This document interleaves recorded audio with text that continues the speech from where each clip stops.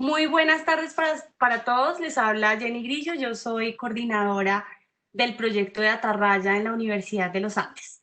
Hoy vamos a tener una sesión muy chévere porque vamos a hablar de los objetivos de desarrollo sostenible y también desde una visión de la biotecnología y por otro lado del design thinking.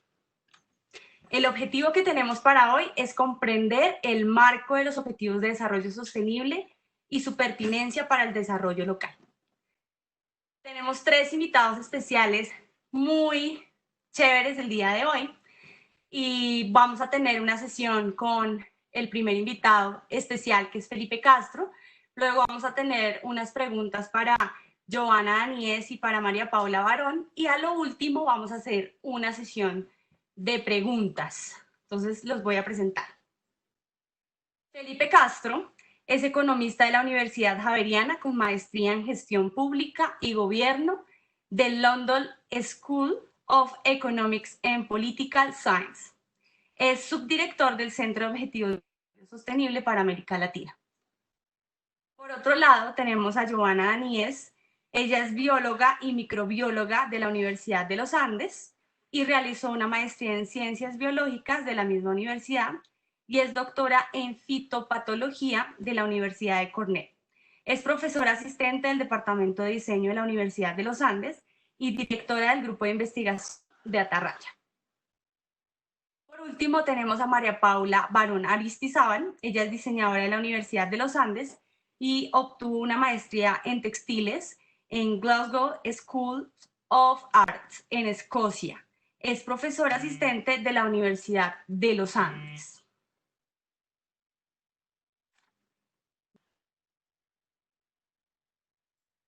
Es importante que sepamos que estamos en una charla que organizó el grupo de investigación de Atarraya, y dentro de Atarraya tenemos un proyecto que se llama Biodiseño en Colegios.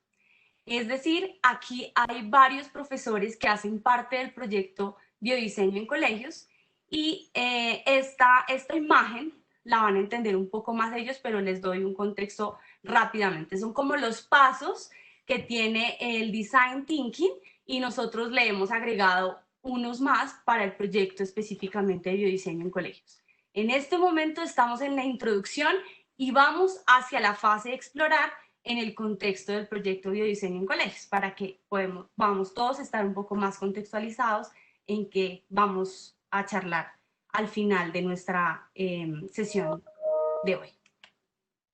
La agenda que proponemos, en primera instancia vamos a tener un espacio muy chévere con Felipe Castro, y luego vamos a hablar de la biotecnología, los objetivos de desarrollo sostenible y el pensamiento de diseño, de estas 3 cosas, con Joana y con María Paula. Y al final, una sesión de preguntas. Le doy la palabra a Felipe.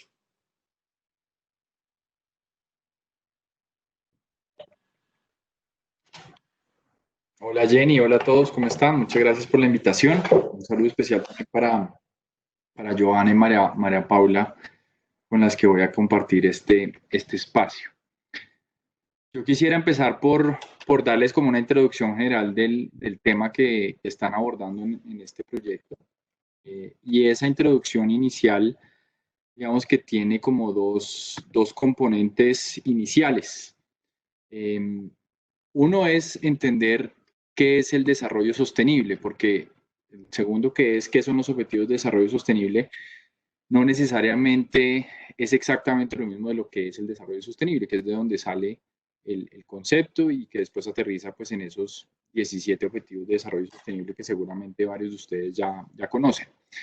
Entonces quiero aprovechar estos 15 minutos para que tengamos como esas dos cosas claras. Uno, ¿qué es exactamente el desarrollo sostenible? Y segundo, cómo los objetivos de desarrollo sostenible pueden ayudar a impulsar el desarrollo sostenible, pero también pueden generar un riesgo en términos de el uso como de la marca y no necesariamente del concepto. Y termino simplemente compartiendo una experiencia de una de las clases que dicto en la Universidad de los Andes y que está relacionada como con el proceso que ustedes están adelantando. Entonces, ese es el objetivo de mi sesión. ¿Qué es el desarrollo sostenible? Es difícil resumirlo en en tan poco tiempo, pero quisiera resumirlo a partir de tres conceptos, básicamente, y una definición. El primer concepto es la gran aceleración. ¿Por qué hablamos de desarrollo sostenible? Básicamente hablamos de desarrollo sostenible porque todo el progreso de la humanidad en términos de aumento de la población, antes teníamos una expectativa de 30 años, durante 10.000 años, y en los últimos 200 años esa expectativa de vida subió a los 70, 80, 85 años, dependiendo de la zona del mundo en la que estemos. Entonces, el hecho de que hayamos vencido la muerte o que hayamos hecho como el gran escape a la muerte, como lo denominó Angus Deaton, Premio Nobel de Economía, hizo que se generara un aumento exponencial de población. Entonces, dentro de todas esas gráficas que están ahí, una de esas líneas, específicamente la línea roja, es el crecimiento de población. Al mismo tiempo, esa población se pudo alimentar porque crecieron las economías. Inventamos la máquina a vapor, inventamos las industrias, inventamos diferentes elementos que hicieron que le brindaran oportunidades de trabajo a las personas y eso nos facilitó el hecho de poder tener una mejor vida. Y eso pues estuvo acompañado de un montón de cosas que hoy las conocemos como bienestar. Nunca antes habíamos tenido tantos vehículos rodando por el mundo, nunca antes habíamos tenido tantos teléfonos inteligentes, nunca antes habíamos viajado tanto, nunca antes habíamos comido tanto y tener acceso a diversidad de productos, no solo de alimentación, sino de vestido, etcétera, etcétera. Entonces, todo eso es sinónimo de prosperidad, de un bienestar que tenemos en términos de mejores condiciones de vida. Sin embargo, ¿en qué consiste la gran aceleración? La gran aceleración consiste en que esta prosperidad económica se vio acompañada por una degradación del planeta. En la misma tendencia, vemos cómo nunca antes habíamos tenido tantos gases de efecto invernadero en la atmósfera, nunca antes habíamos afectado tanto a los ecosistemas, por ejemplo, a través de la extinción de especies o la alteración del ciclo del nitrógeno y el fósforo, que básicamente provienen de los fertilizantes en su gran mayoría y toda esa expansión de la agricultura que se dio para alimentar a toda esa cantidad de población, pues lo que hizo fue alterar ese ciclo y ese ciclo termina afectando a los océanos, que son los que capturan el carbono. Entonces, básicamente, para no entrar en mayor detalle, esa prosperidad también nos generó una inestabilidad. Eso es lo que se conoce como la gran aceleración. ¿Cómo medimos esa inestabilidad? Esa inestabilidad la medimos a través de un concepto que es el de los límites planetarios. Y el planeta es un ecosistema, es una biosfera, y esa biosfera, digamos que tiene un equilibrio.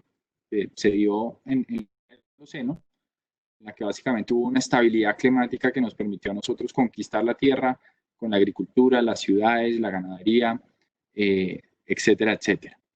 Estamos transgrediendo esos límites, ciertos de esos límites, y eso está generando una inestabilidad. ¿Cuáles límites estamos transgrediendo? Estamos transgrediendo el uso de la tierra. En la gráfica aparece como Land System Change. Vemos ahí que está en amarillo y hemos transgredido ese límite definido por la línea punteada. Eso básicamente significa que antes donde habían ecosistemas, donde habían bosques, donde habían manglares, donde habían ciénagas, las alteramos, las acabamos y ahí pusimos vacas o pusimos cultivos de palma o pusimos ciudades o pusimos infraestructura o simplemente pues las acabamos y ocupamos ese terreno con cualquier actividad.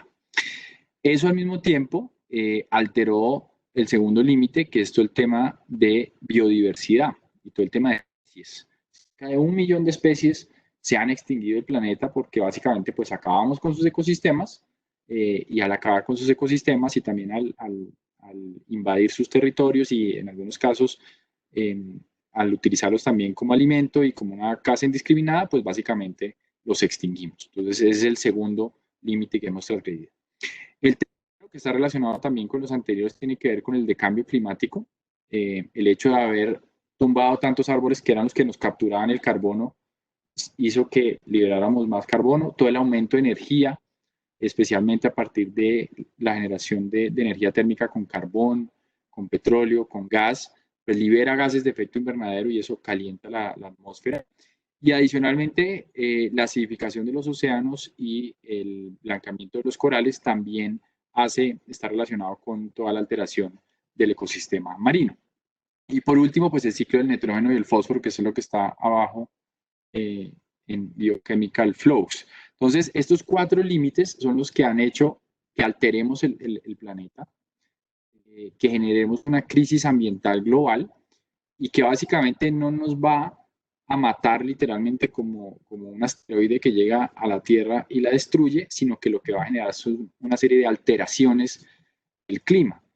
Y esas alteraciones del clima son supremamente complejas porque más allá de esta foto en la que teníamos una zona del Amazonas en la que hace 40 años teníamos bosque tropical y ahora tenemos unos cultivos de palma en el lado derecho, lo que hace es alterar algo que se llama los servicios ecosistémicos, que es el tercer concepto que rápidamente quiero introducir.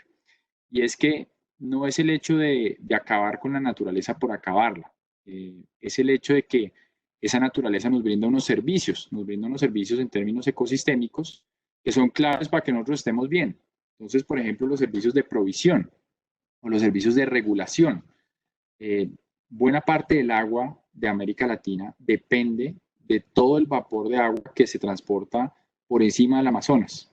Entonces, el Amazonas no únicamente nos captura carbono, sino que también nos regula el agua. Y ya estamos viendo, por ejemplo, cómo en zonas de Río de Janeiro y en el sur de Brasil empieza a haber una escasez de agua y eso tiene todo que ver con la degradación muchos kilómetros arriba de la selva amazónica. Entonces, es un proceso que está estrechamente interconectado, que no pasa únicamente por nuestro acceso directo a la naturaleza, como a través, por ejemplo, del ecoturismo o el tema de paisajismo, sino es también ese servicio de regulación.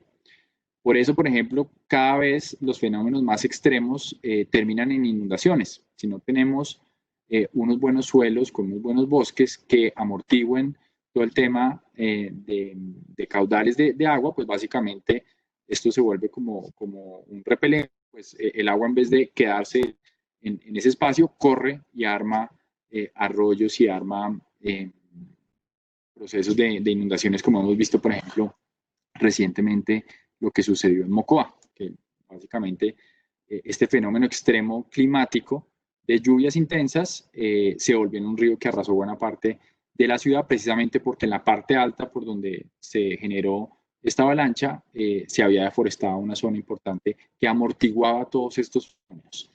Entonces, el problema no es que acabemos la naturaleza simplemente por acabar, el problema es que eso tiene unas consecuencias directas en nosotros, ya sea a través de mayores fenómenos extremos, aumentos de temperatura, y eso pues está alterando nuestra vida y va a alterar nuestra vida en los próximos años. Entonces, el desarrollo sostenible, ¿qué es? ¿Qué tiene que ver con la gran aceleración? ¿Qué tiene que ver con los límites planetarios? ¿Qué tiene que ver con los servicios ecosistémicos? Tiene mucho que ver porque el desarrollo sostenible básicamente lo que busca es que nosotros sigamos en ese camino de prosperidad, sigamos generando mayor bienestar. En el mundo todavía hay 700 millones de personas en pobreza extrema. Seguramente con la pandemia del COVID ese número va a aumentar. Pero digamos que incluso antes del COVID, 10% de la población del mundo no tenía con qué alimentarse diariamente. Entonces, necesitamos seguir llevando desarrollo, necesitamos seguir llevando oportunidades de empleo, necesitamos seguir llevando acompañamiento de programas públicos. Y todo eso tenemos que hacerlo teniendo en cuenta esos límites planetarios. Ya no podemos seguir viviendo del petróleo. ¿Sí? Colombia depende en buena parte del petróleo, 20% de los ingresos fiscales del gobierno dependen del petróleo. Entonces, eso puede que en el corto plazo lo podamos tolerar, pero en el largo plazo es inadmisible. No podemos seguir financiando hospitales y financiando la educación a punta de un producto que está generando un impacto ambiental tan grande. Entonces, el desarrollo sostenible es eso, es pensar no únicamente en cómo solucione la urgencia hoy, sino cómo logro satisfacer mis necesidades presentes sin comprometer las necesidades futuras. Es como el primer elemento de esa definición de desarrollo sostenible. Y la segunda es que tenemos que tener unos límites en la que no simplemente tenemos que erradicar la pobreza a como de lugar. Tenemos que erradicar la pobreza de tal manera que no generemos un impacto ambiental grande y también en términos de hacerlo de una manera equitativa y no simplemente concentrándonos en algunas poblaciones. Entonces, el desarrollo sostenible, y les muestro esta definición que es la más común, la que salió de una comisión internacional donde empezó todo ese proceso de negociación de Naciones Unidas, que después terminó en los ODS y que se conoció como la Comisión Brundtland, se acuñó como esta definición que tiene estos dos elementos fundamentales. Y no es solo el hoy, sino también el presente. Y segundo, tenemos que tener unos límites, unas limitaciones que en este caso nos las da el planeta de cómo desarrollamos económica y socialmente a la población.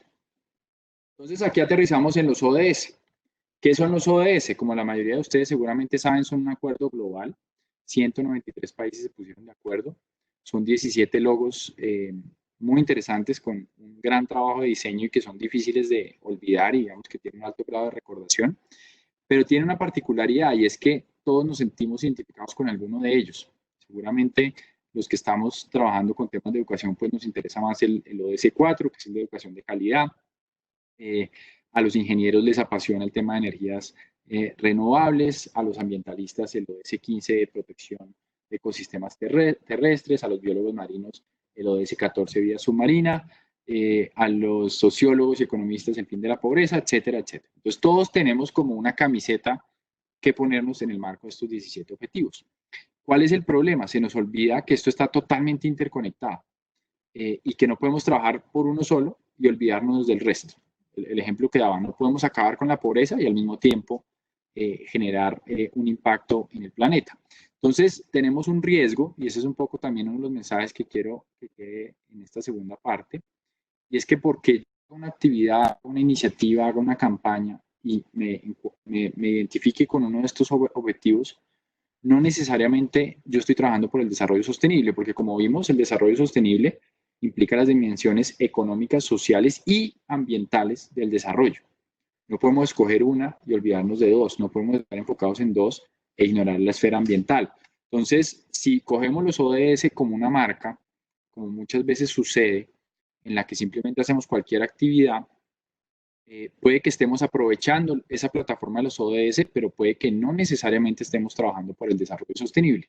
Entonces es muy importante que no se nos olvide ese concepto de desarrollo sostenible, que es un poco lo que está detrás de los ODS. Y les voy a dar un ejemplo de un mal uso de esos ODS y que en el sector privado se denomina como greenwashing.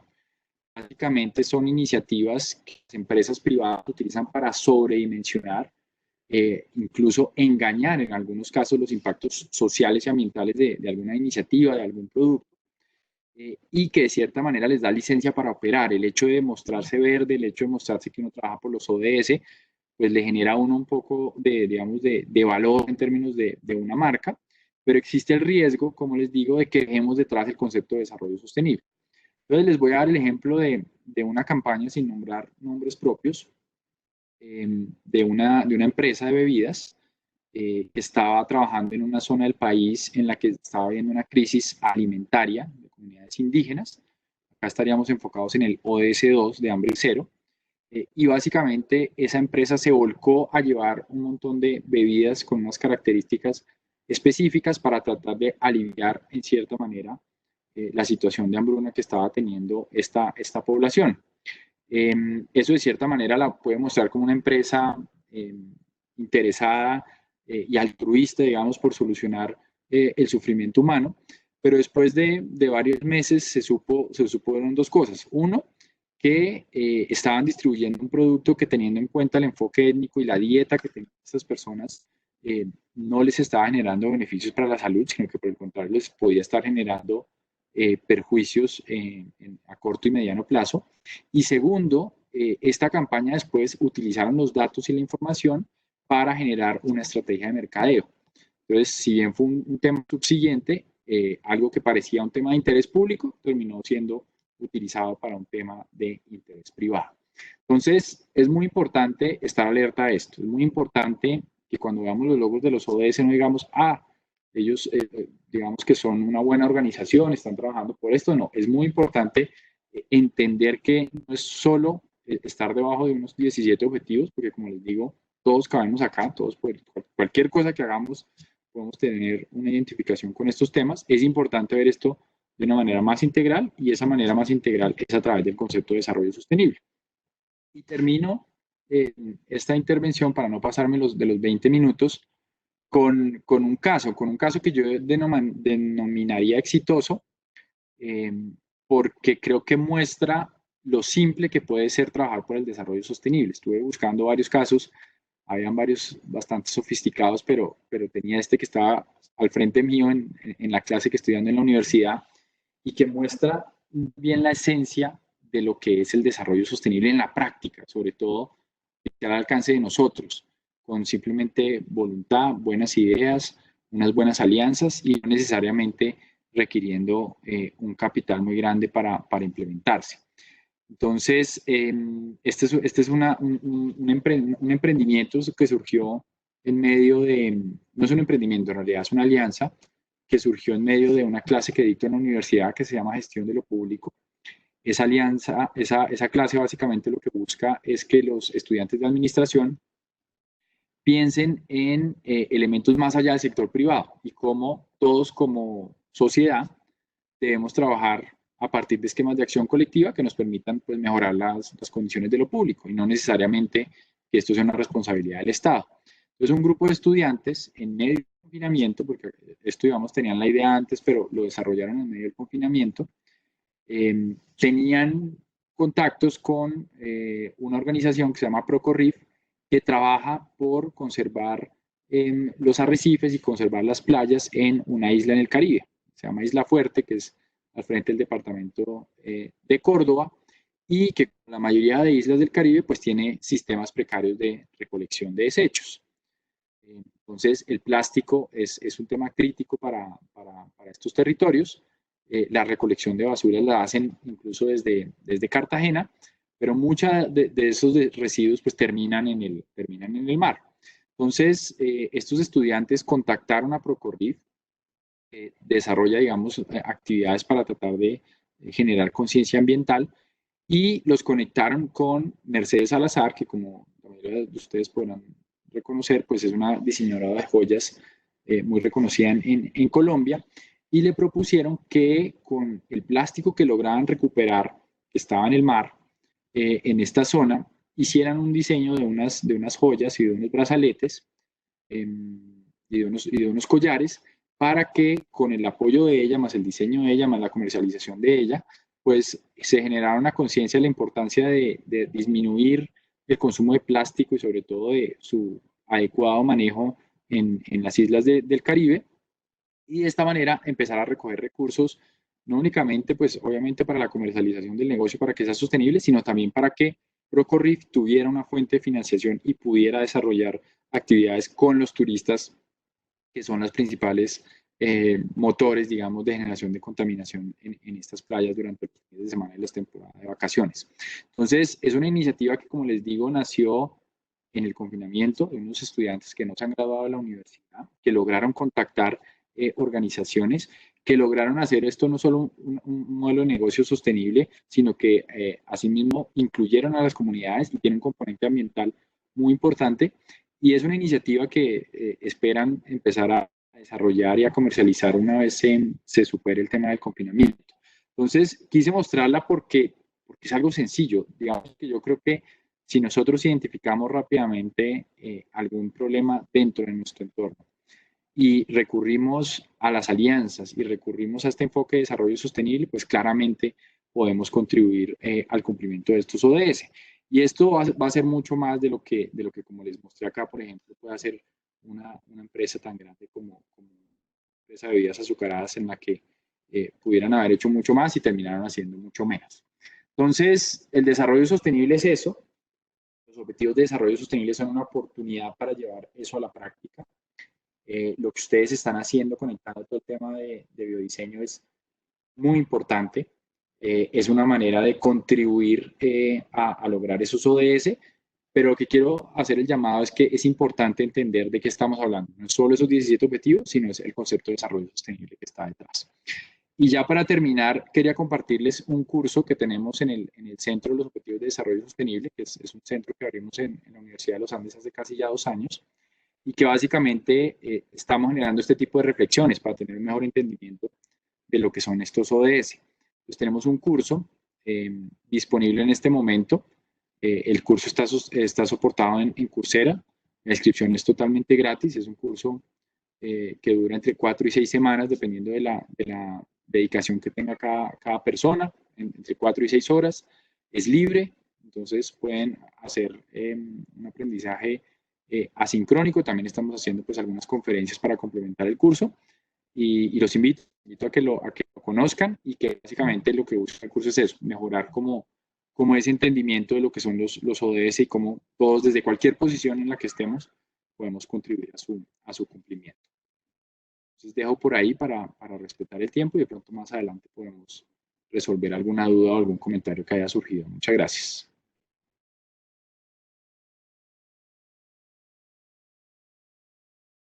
Jenny, tienes el micrófono silenciado. Tienes el micrófono silenciado, sí. Sí, gracias. Felipe, una pregunta rápida antes de pasar a la siguiente etapa de esta llamada y es si el curso es gratuito.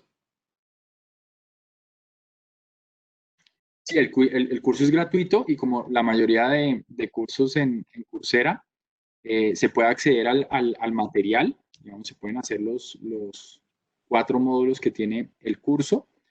Lo único es que si las personas se quieren certificar, sí tiene un costo la certificación que es de $49 y esa certificación pues va acompañada de una evaluación que se tiene que pasar para la certificación. Pero es gratuito en el sentido de que se puede hacer libremente, completo. Lo único adicional es si a las personas les interesa el certificado, si tiene ese costo. Listo, gracias Felipe. Nos quedamos con muchas cosas ahí súper importantes. Desarrollo sostenible que está detrás de todos los objetivos. No es uno, sino son todos y hay que pensar en la economía, en la parte social, en lo ambiental de una iniciativa cuando estamos pensando en aportar de alguna manera y que las necesidades presentes, cuando estamos abordando estas necesidades presentes, miremos que no estemos comprometiendo a las generaciones futuras. Y quiero invitar a Joana y a María Paula para que nos contesten unas preguntas con respecto a biotecnología y design thinking. Y sigan, por favor, escribiendo sus preguntas. Ya tenemos varias acá para hacerle a Felipe en unos minutos. Joana, una pregunta. ¿Por qué la biotecnología tiene sentido para afrontar estos retos? Listo. Antes de contestar la pregunta, quería agradecer a Felipe, fue súper clara la presentación y quisiera que los maestros de pronto en las preguntas nos hicieran comentarios sobre si entienden por qué quisimos poner los objetivos de desarrollo sostenible como base para los proyectos de biodiseño. Entonces, ya para contestar puntualmente la pregunta de Jenny, ¿por qué la biotecnología es importante? La biotecnología son herramientas y esas herramientas pueden ayudar a hacer ciertos procesos más eficientes.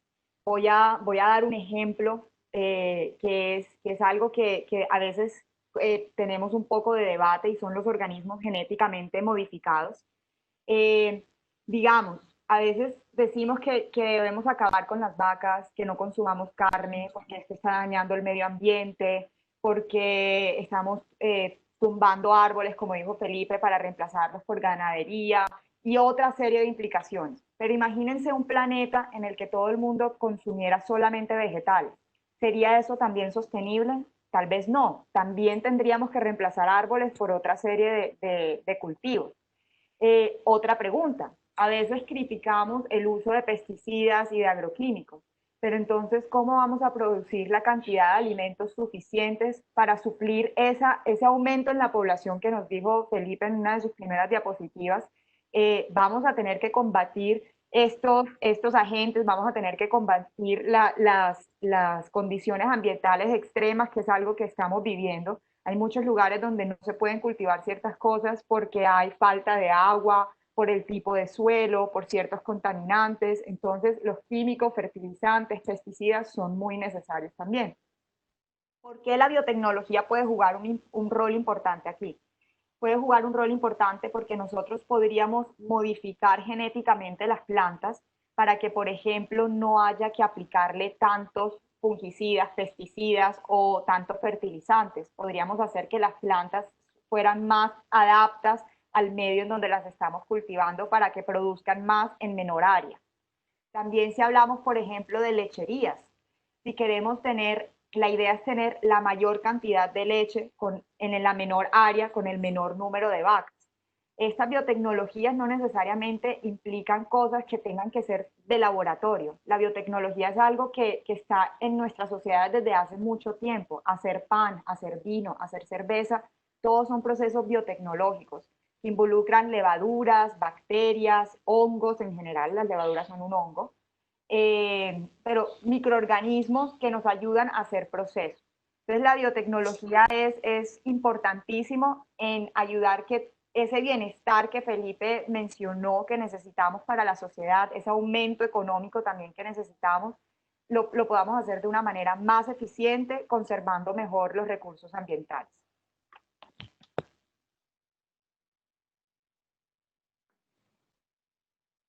Listo, Jenny. Podría entusiasmarme y seguir dando muchísimos más ejemplos, pero para que no.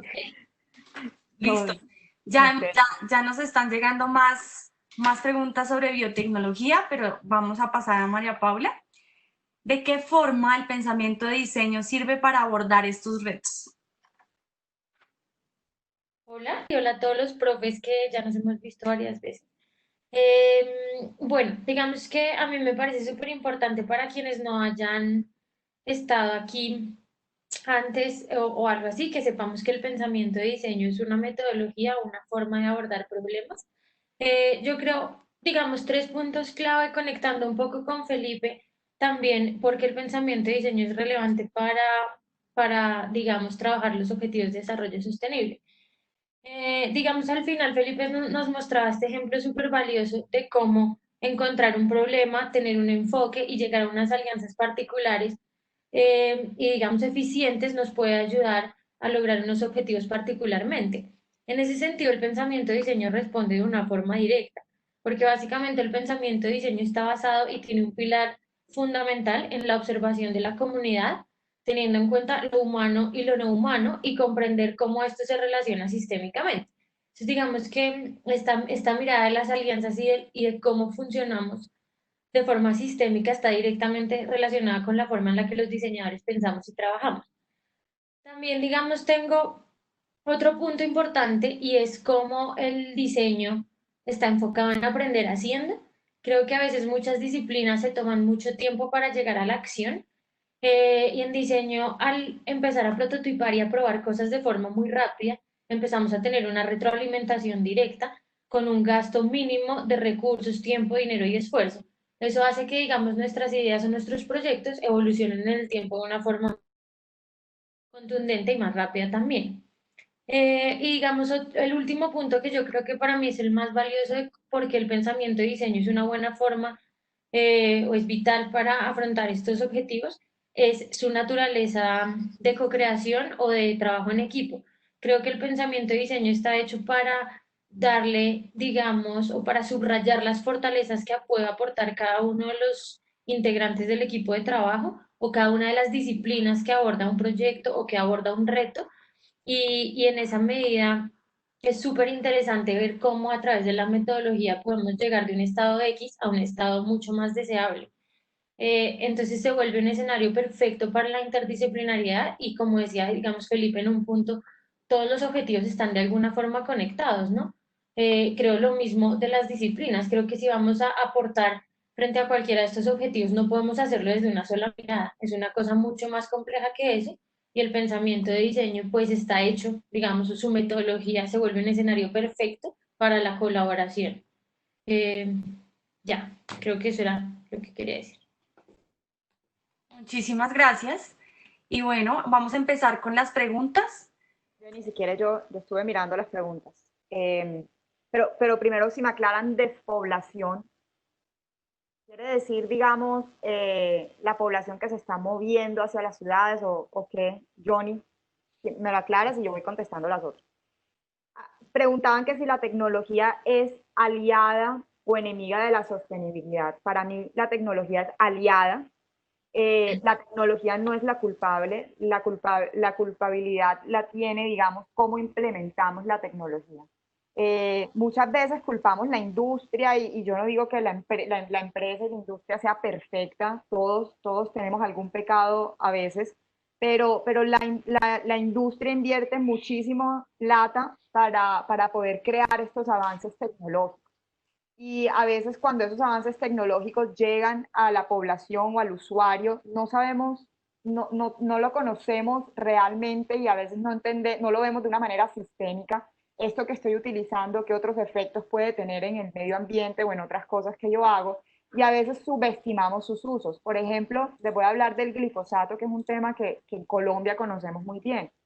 El glifosato cuando fue creado para ser implementado de cierta manera, un uso manual, un uso terrestre, así. No fue inventado para ser lanzado de unas avionetas. Esos son moléculas y las moléculas se dispersan. Entonces, claramente, si cambiamos su implementación, va a tener otras consecuencias. Y es por eso que yo creo que es responsabilidad de los científicos y de la empresa realmente comunicar sus saberes a la gente, porque no necesariamente porque algo esté disponible quiera decir que los podamos utilizar libremente. Hay que conocer todo lo que haya detrás de ese producto que está ahí. Cristian Torres dijo algo que me pareció muy interesante y es cómo utilizar el ecodiseño y la biotecnología para migrar hacia un modelo de crecimiento verde, para dejar a un lado nuestra dependencia energética de combustibles fósiles. Yo creo que eso es el futuro. El país y en general el mundo le está apostando a la economía, a la bioeconomía. Y la bioeconomía tiene detrás el mensaje que también nos dijo Felipe, que no es solamente pensar en ese bienestar y ese crecimiento económico, sino que eso está ligado a cómo garantizamos que los recursos que utilizamos para enriquecernos puedan perdurar para las siguientes generaciones también. Entonces es bastante interesante porque no lo pensamos en una vía en que me tengo que enriquecer, sino que la manera como me voy a enriquecer también tiene que cuidar ese medio ambiente y tiene que garantizar ciertas como prácticas sociales, no abusar tampoco del trabajo, porque muchas cosas las conseguimos más económicas, pero a costo de cómo están trabajando esas personas para crear esto. No sé si hubo más preguntas que se me... Sí, creo que hay más preguntas, pero vamos con una pregunta a Felipe. Nos hicieron una pregunta, Felipe, y es, ¿cuáles serían los retos de Colombia en el alcance de la Agenda 2030 y cada uno de los Objetivos de Desarrollo Sostenible? Bueno, los retos son muchos y creería que mucho más ahora, porque si bien la parte ambiental era como la más crítica, ahora con todo lo de la pandemia, pues la parte social y la parte económica aumentan también en términos de urgencia, teniendo en cuenta los efectos que va a tener esta pandemia en términos de aumento de la pobreza y del desempleo. Pero quería mencionar algo frente a lo que estaban hablando Joana y María Paula, eh, y es que el desarrollo sostenible no es blanco y no es negro. O sea, no puede ser de extremos, ¿sí? Entonces no es como que si todos nos volvemos vegetarianos, entonces vayamos a solucionar el problema. O si simplemente dejamos de volar en avión, como sucedió en estos meses, y dejamos de utilizar el carro, pues vamos a lograr la disminución de metas en términos de disminución de gases de efecto invernadero. Eso, digamos que no es posible tomar esas medidas tan extremas. Entonces, en últimas, lo que tenemos que hacer es, y eso también lo mencionaba Giovanna, es lograr más con los mismos recursos o incluso con menos recursos. Y la tecnología y el diseño y la innovación y el design thinking son herramientas precisamente para lograr eso, para lograr formas de seguir en ese proceso de prosperidad económica y social y al mismo tiempo no empeorar la salud del planeta. Otra de las preguntas que mencionaba ahí, el tema de la población mundial. Pues podemos suicidarnos todos y solucionamos el problema de raíz, pero nuevamente es otro extremo en el que no nos podemos deshumanizar, no podemos dejar de ser personas, no podemos dejar de olvidarnos que venimos de una tradición de consumo de carne de milenios. Entonces, somos humanos, tenemos ciertos defectos en términos ambientales, podemos corregirlos, pero no es tampoco deshumanizarnos. Y en Colombia, yo diría que el reto en este momento, como decía, para cerrar esa respuesta, además de atender esta emergencia social y económica, pasa por dos elementos. Uno, el tema de la deforestación es un problema crítico en Colombia. De cierta manera, el conflicto nos tenía en un equilibrio, porque Irónicamente, las FARC eran unos buenos guardabosques, digamos que cuidaban los ecosistemas, hacían otras cosas que ya saben, como sabemos, muy malas, pero en términos ambientales cuidaban los ecosistemas. En el posconflicto se generó un desequilibrio en el control del territorio, salieron las FARC y básicamente la gente está tumbando selva para acaparar tierras. Eso es lo que se está generando y por eso en los 2 últimos años el aumento de la deforestación es crítico en Colombia.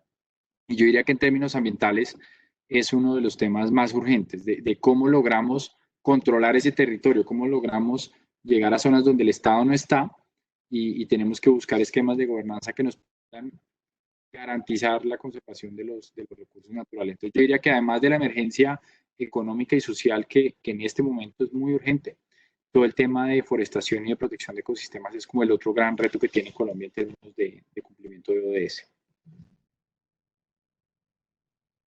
Gracias. Tenemos una pregunta muy interesante y esta, chévere que los tres la contesten desde sus perspectivas y es, ¿cómo identificar que un proyecto o idea de un proyecto va a resultar sostenible en el tiempo o en el impacto que va a ocasionar en una sociedad en el abordaje de un problema o reto?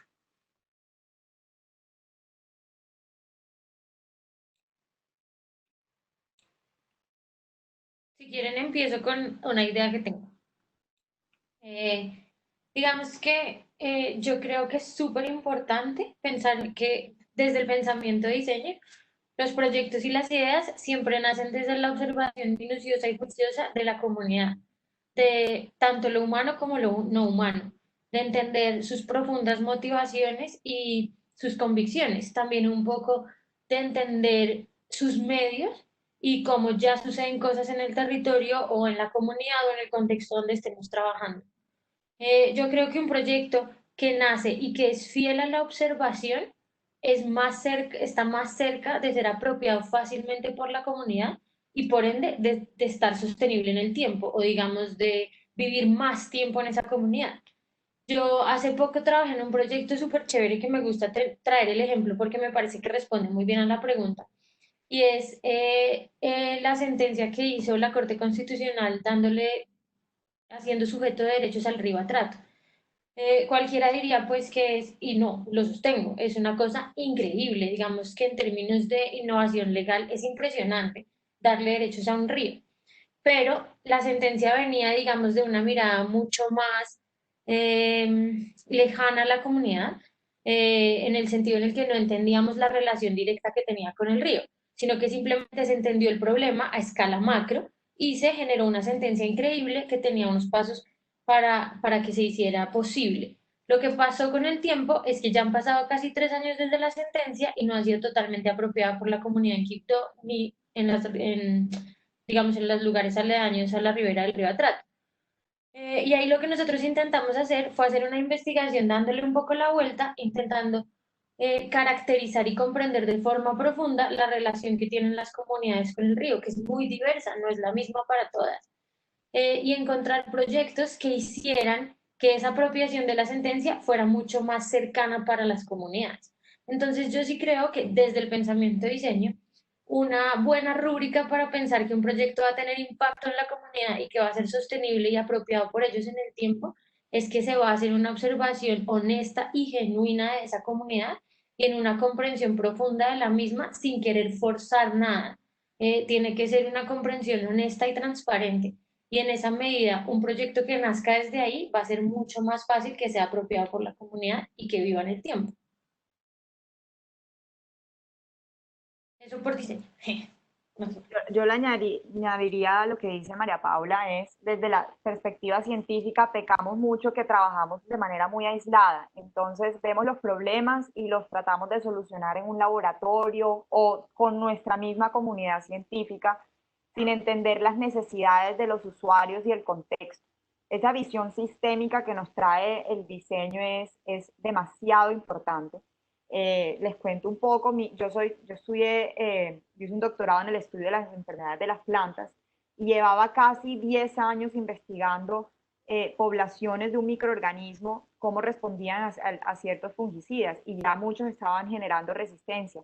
y los conocimientos que creábamos, que encontrábamos en el laboratorio eran muy importantes, pero desde la academia lo que a mí me interesaba en ese momento era publicar un artículo que seguramente nuestros agricultores no iban a tener acceso.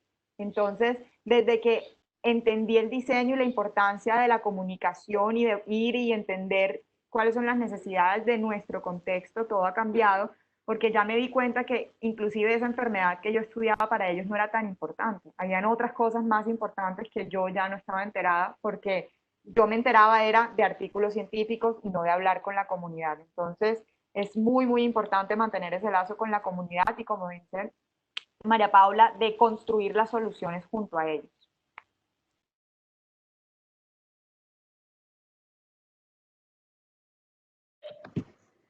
Bueno, y en el caso del sentido amplio de desarrollo sostenible, pues digamos que la misma definición nos habla de lo que es sostenibilidad en esas tres dimensiones. No es solo que haya una intervención, un negocio que sea rentable y que pueda, digamos, sostenerse en el tiempo económicamente, sino que por un lado sea sostenible socialmente, y eso implica pues todos los temas de inclusión. Los ODS tienen un tema de inclusión muy fuerte en el que la idea es cerrar brechas entre comunidades marginadas tradicionalmente, las personas más pobres de la sociedad, todo el tema étnico, hay un objetivo relacionado con el tema de equidad de género, etcétera, etcétera. Entonces, la parte social, la sostenibilidad se ve desde el punto de vista de inclusión y de incorporar a todas las poblaciones involucradas en los diferentes procesos y no marginar a otras que se podrían ver beneficiadas de esos procesos. Y la ambiental, pues la ambiental nos las da la ciencia y son esos límites planetarios. Son elementos, digamos, ya diagnosticados y de cómo intervenciones no pueden mejorar las dos primeras dimensiones y en el largo plazo generar un impacto ambiental demasiado negativo. Entonces, es balancear esas tres, la sostenibilidad es balancear esas tres. No, en este caso y en términos del desarrollo sostenible, por decirlo de una manera coloquial, no hay almuerzo gratis. Digamos que no se puede necesariamente avanzar en la misma velocidad en las tres. Algunas veces hay que sacrificar un poco lo ambiental, en otras hay que sacrificar un poco lo económico. Entonces, es un poco manejar como entre esas tres dimensiones y yo diría que el concepto de sostenibilidad pasa por ahí. Buenísimo. Felipe, una pregunta que nos hicieron acá con respecto a los recursos que se le podría invertir a la innovación para invertir en la innovación sostenible.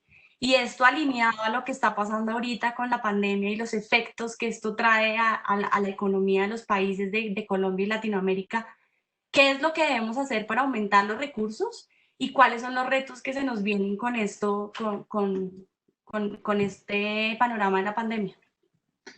La innovación y la tecnología son algo fundamentales para lograr el desarrollo sostenible y aquí estamos como en una especie de carrera contra el tiempo. Entonces les doy un ejemplo.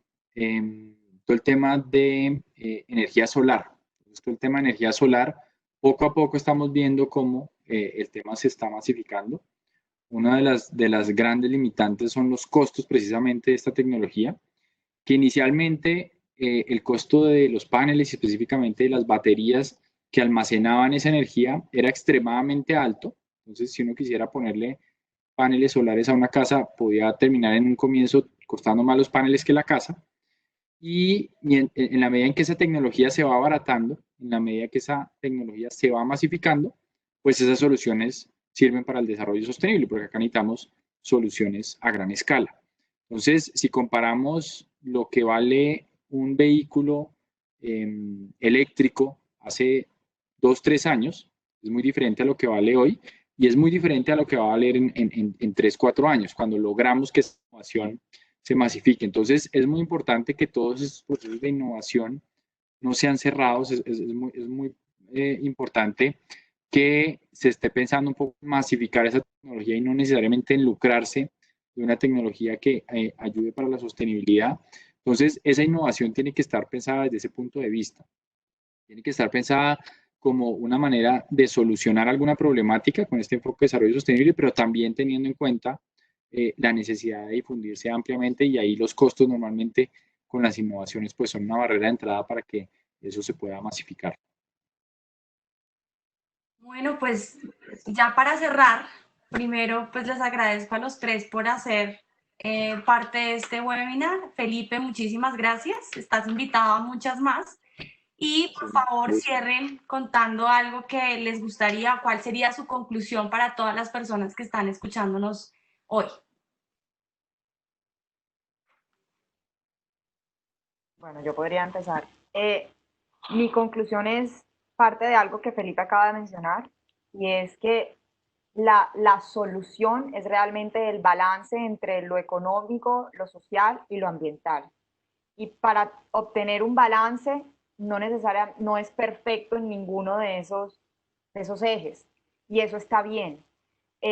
A veces, por ejemplo, lo veo mucho con mis estudiantes que queremos cosas absolutas, como perfecto, entonces solo paneles solares. Pero yo a veces decía, ¿qué tal si tenemos paneles solares que nos funcionan en la casa en el día y en la noche podemos utilizar energía como la que tenemos ahora? Ya que en la noche estamos menos activos que durante el día. Otras cosas, por ejemplo, el uso de materiales biológicos. Entonces, a veces se cree que porque algo viene de la naturaleza es mejor que algo sintético, pero es cuestionarnos también los usos. Queremos algo que perdure en el tiempo, queremos algo que se degrade rápidamente, en pensar como los diseñadores en el proceso, no solamente es obtener el material biológico, sino cuánta energía o agua se requiere para que eso se vuelva funcional. Y de pronto el proceso termina siendo ambientalmente más costoso que aquello sintético que veíamos. Entonces, creo que el mensaje es no irnos a los extremos, sino tratar de encontrar un balance entre estos tres ejes. Yo, digamos, ahí para complementar un poco a Joa, y siguiendo su idea, creo que mi conclusión, y me encanta, es la idea de los grises, como que aquí no se trata o de todos ser veganos, o entonces, no sé, como irnos a todos los extremos posibles, sino siempre como de explorar en los grises. Y también creo que otra conclusión que apoya un poco eso es pensar que todos, digamos, desde nuestra individualidad podemos aportar al colectivo y al sistema al que pertenecemos, como que todo es un tema de alianzas de sistema. Sería mi conclusión. Bueno, y mi conclusión es más una invitación, es aprovechar que estamos como en una especie de tiempo fuera del planeta, pero una vez salgamos de este tiempo fuera, la urgencia va a ser mayor, por lo que decía en términos de necesidades de recuperación sociales y económicas. Entonces tenemos una ventana de oportunidad de 10 años, diría yo, la próxima década, en la que realmente podemos garantizar la sostenibilidad del planeta. Y en ese sentido, todos tenemos que aportar desde una decisión individual del que puede ser vegano, quiere ser vegano y es vegano y ayuda así a disminuir su huella de carbono, así como el que antes andaba en carro y se compró una bicicleta, o el que se mete en un proyecto de estos y a través del design thinking ayuda a que unos estudiantes se enrollen con el tema y hagan una contribución con un proyecto concreto.